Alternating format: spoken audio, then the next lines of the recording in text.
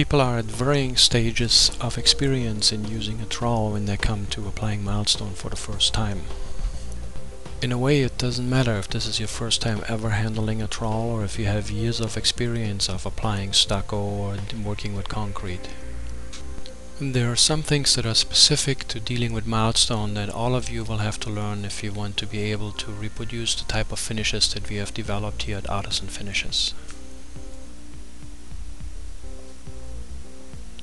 In order to explain what it is that we're doing, we have broken the process of troweling down into 3 fundamental steps: the direction of movement, the angle of your trowel, and the movement of your trowel itself.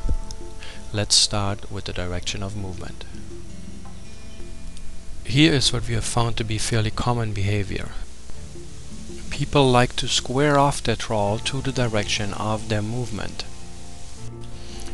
moving from right to left in a horizontal line in this case, with the trowel perpendicular to the line of movement. Now here's the way we like to use our trowel. Rather than squaring off to the movement, we are leading with the front raised edge of the trowel, with the contact surface of the trowel being at about a 45-degree angle to the line of movement. All the movements that Liz is demonstrating right now have her use the right edge of her trowel for spreading the material. And now she's doing the same moves using the left edge of her trowel.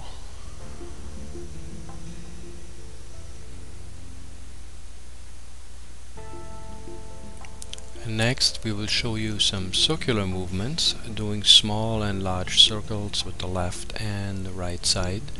As you're watching Liz do these movements, also pay attention to all the different parts of her body that have to move to make it possible to do this. You know, you're using your arm, your elbow, your wrist a lot. You'll end up doing any and all of those movements as you start working in confined spaces, as well as trying to create natural, organic looking patterns.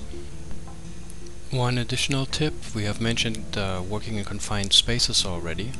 When you're working up against the ceiling or even sometimes into a corner, you won't be able to hold the trowel by its handle because your knuckles will hit the wall. And the way to deal with that is to hold the trowel by the strip of metal on its back and then reach into the corner with the edge that is away from your arm and just spread the material a little bit far enough into the open field so you can then use normal movements to spread it out. So let's look at a brief summary of the direction of movement. 2 major points. 1, hold your trowel at a 45-degree angle relative to the direction of movement, and 2, lead your movement with the front corner of the raised edge. So now let's take a look at our second component, the angle of our trowel. Once you've deposited your material on the surface, then you'll get ready to spread it out, and you'll take your trowel and you put it at about a 45-degree angle, as you can see right here. And from there you then move forward, spreading out the material, gradually closing your trowel as you go along. See, at this point the angle is about half of what it was in the beginning, and the material was about half of what it was in the beginning. Here's another look at the difference between the 2 steps in the process. Again, angle and material both have been reduced by about half. Let's look at the process from a couple of different angles.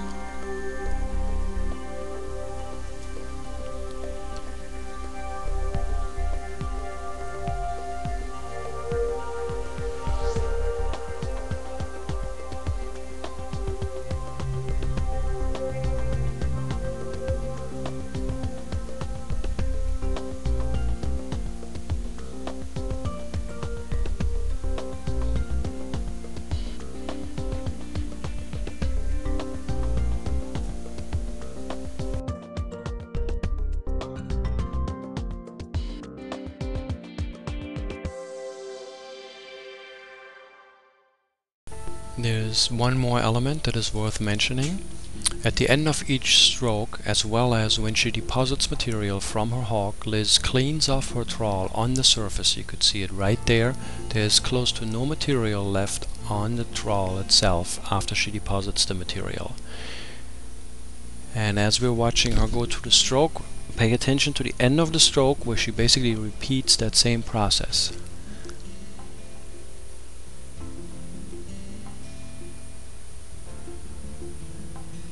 Right here the trowel is almost completely closed, there's like no material left, and she basically wipes it off the surface. Let's watch the whole process one more time. Closing, closing, closing, and wiping off at the very end. Our summary for this segment: hold your trowel at a 45-degree angle at the beginning of your stroke, then close your angle gradually as your trowel moves forward. When you're almost completely closed, wipe your trowel on the surface at the end of the stroke. Before we start our segment on movement, let's take a closer look at how to use a hawk. The hawk is an essential tool for working on vertical surfaces, and if you're not familiar with it, it presents quite a challenge at the beginning. So Liz is demonstrating on how to use a hawk. You just saw her cut off the amount that she wants to transfer over to the wall. Now she's closing her trowel almost completely, and then in a quick movement transfers the amount that she had selected previously over to the wall. Let's look at that same segment in slow motion. So here she picks the amount. Notice it's a fairly small amount. Now as she's closing the trowel towards the hawk, she is not going to have the top edge touch the surface of the hawk. There actually is a gap in between, but it does spread the material on a larger surface on the trowel. It makes it easier to scrape it off and transfer it over to the wall in that fashion. So here's a brief overview on how to use the hawk. Select a small amount of material that you cut off with your hawk, then close your trowel almost completely, and in a quick motion move the material over to the surface. Using a hawk does take a little getting used to, but you will find it an invaluable tool in your application on vertical surfaces. And now we can look at our last segment, the movement of the trowel. We've mounted a sample board on the diagram we used earlier to demonstrate the movements, but if you watch what Liz is doing, you can clearly see that while she's moving from the top right to the bottom left, she is not going in a straight line at all. She instead is using an undulating movement, and that is a major element in creating organic looking finishes. Let's look at one more example. You can see that even while essentially executing a curve, Liz is still undulating the movement of her trowel to create a more organic looking pattern. Now Liz has been working on a base coat here, which usually requires larger amounts and longer strokes. Let's take a look at Don working on a finish coat. You can see that he is using a fraction of the amount of mix that Liz was using, and his strokes are way shorter.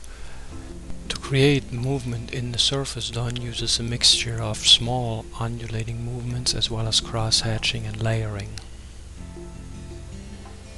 Staying on a small area, like about a square foot at a time, allows you to get good control over your final finish. Essentially, you're watching all the overlap marks that come into existence as you're applying the material in this way, and integrate them into the final look of your surface.